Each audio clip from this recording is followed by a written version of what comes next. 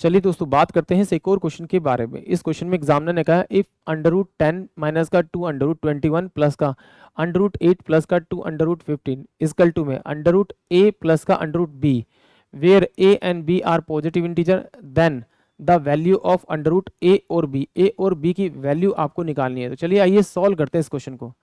जब इसको सॉल्व करेंगे तो देखिए यहाँ पर एक वैल्यू दे रखी है आपको 10 माइनस का 2 अंडर रूट में आपका 21 दे रखा है।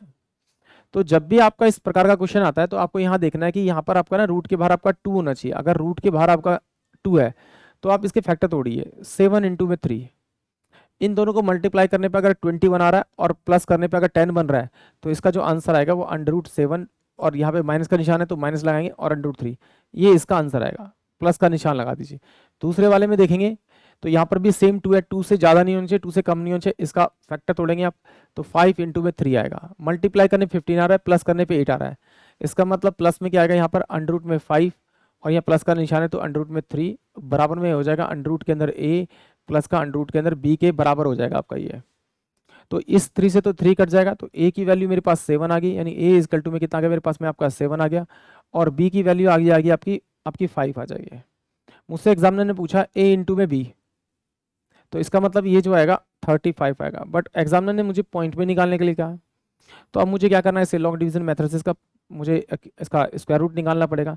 या फिर आप एक काम कीजिए, इसका नियरेस्ट आप देखिए कौन सा परफेक्ट स्क्वायर है। 5 का स्क्वायर 25, 6 का स्क्वायर 36, यानी कि 6 का स्क्वायर 36 के बराबर आएगा। यानी कि इसको मैं ऐसे लिख सकता हूँ क्या, 36 माइनस का 1 बिल्कुल लिख सकता हूँ।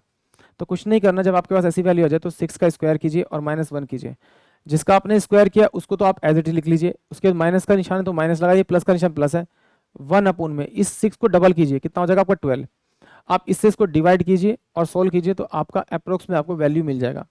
तो आप क्या करेंगे, मैंने क्या किया, इसको 100 से ऊपर मल्टीप्लाई किया और 100 से मैंने नीचे मल्टीप्लाई कर लिया। थोड़ी सी मे भी हो सकता है कैलकुलेशन ईजी हो जानी, तो आप डायरेक्ट डिवाइड कर सकते हैं।